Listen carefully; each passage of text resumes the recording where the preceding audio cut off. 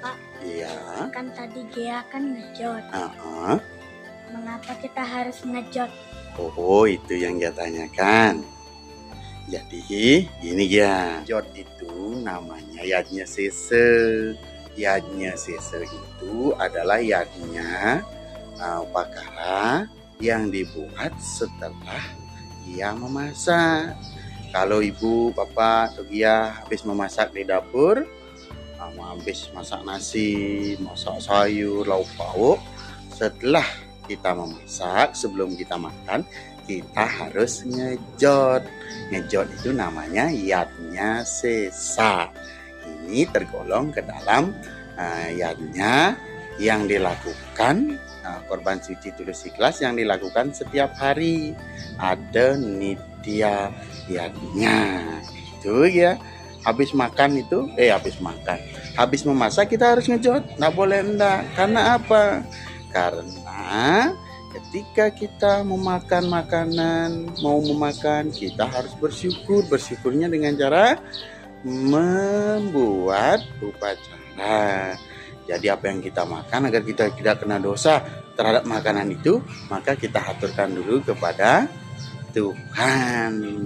Itu sebagai rasa ucapan terima kasih kita, tulus ikhlasnya kita. Gitu. Makanya kita ngejot ya. Tadi Gea ngejot banyak banget.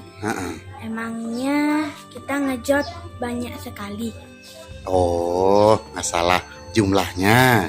Iya. Kalau masalah jumlah bikin jotan ya, dia boleh bikin jotannya atau yadnya sesenya 5 atau banyak sesuai dengan jumlah pelinggih atau keinginannya dia untuk mengaturkan yadnya sesa atau jotan itu di rumah. Itu. Nah, ini ada dasar sastranya. Ya mau tahu. Jadi yang 5 itu ada di Menawa Dharma Sastra, ada ayat 3 Sloka 68.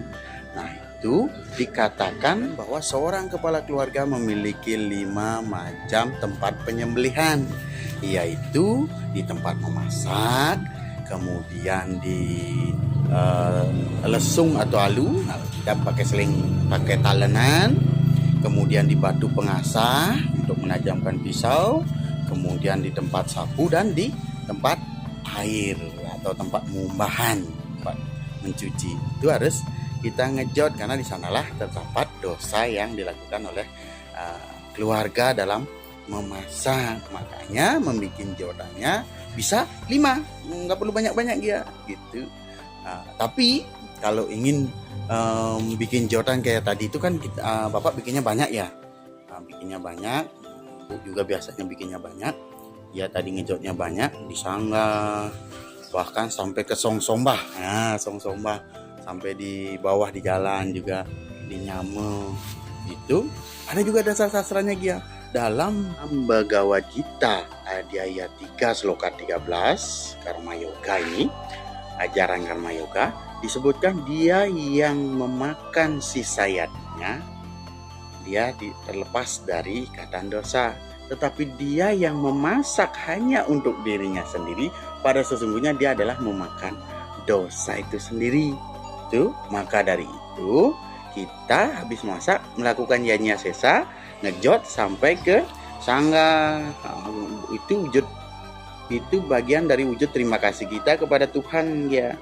Banyaknya disesuaikan sesuai juga dengan kemampuan dan di saat kita tidak sibuk. Kalau kita sibuk ya cukup 5. Kalau kita tidak sibuk dan memang ada waktu untuk melakukan itu, tentunya kita bisa ngejotnya di mana? Di sanggah bisa, keliling di rumah juga, di tempat-tempat yang kita anggap baik untuk melakukan yadnya. Itu ya. Ngejot pas sore-sore. Sama orang Hindu yang lain-lain itu kan ngejotnya pada pagi-pagi. Kalau kayak ngejot sore-sore nggak apa-apa. Tuh ngejot itu nggak harus pagi-pagi dia. Nah, ngejot itu dilakukan seperti tadi Bapak bilang. Oh ya, ngejot itu adalah yadnya sese. Yadnya sese adalah yadnya yang dilakukan setiap hari sehabis memasak. Seandainya kalau pagi-pagi dia memasak, boleh ngejotnya pagi hari. Yang penting sebelum makan kita ngejot, kita ucapkan terima kasih terhadap Tuhan atas segala limpahan karunia-Nya gitu. Ya nggak harus pagi, kalau kayak tadi kita ibu mau masaknya sore, jadi dia ngejotnya sore. Kalau malam masaknya ya malam ngejotnya. Jadi waktu ngejot itu disesuaikan dengan saat kita masak, ya gitu. Itu ya Pak. Oke Pak, sekarang Gea ngerti soal tentang mengapa kita harus ngejot. Iya Gia, emang harus gitu. Oke, anak pintar.